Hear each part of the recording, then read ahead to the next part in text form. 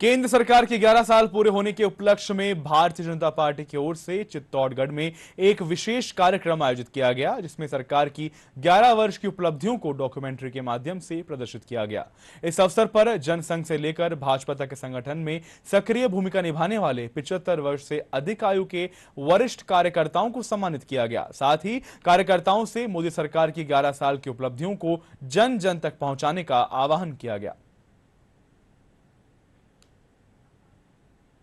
अक्षरों में लिखा जाएगा, विकसित भारत, समृद्ध भारत, सशक्त भारत, आत्मनिर्भर भारत की जो संकल्पना की गई थी वो 2014 में श्री नरेंद्र मोदी जी के नेतृत्व में जिसकी नींव रखी थी, आज वो साकार होती हुई दिखाई दे रही है। इन 11 वर्षों में जो ऐतिहासिक, चाहे गरीब कल्याण हो, चाहे विकसित भारत का काम हो, चाहे आत्मनिर्भर भारत हो, चाहे रक्षा के क्षेत्र में हम समृद्ध हों, हर दृष्टि से सशक्त और समृद्ध दिखाई दे रहा है। तो श्री नरेंद्र मोदी जी की दूरदृष्टिता और उनके कुशल नेतृत्व में भारत आज आर्थिक रूप से भी दुनिया में चौथे स्थान पर पहुंच गया। उनके नेतृत्व में भ्रष्टाचारी, आतंकवादी और निश्चित रूप से एक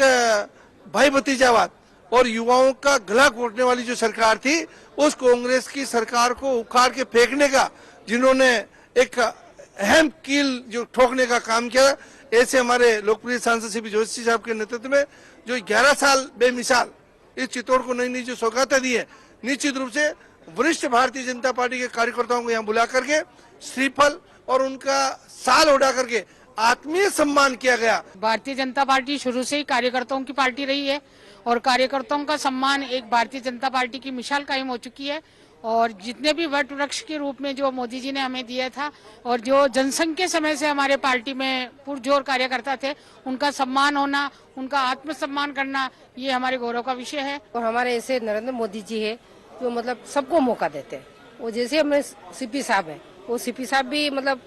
नरेंद्र मोदी के नक्शे कदम पे चलते हैं और अपने चित्तौड़ को उज्जवल बनाने में, आगे लाने में उनका बहुत सपोर्ट रहा है।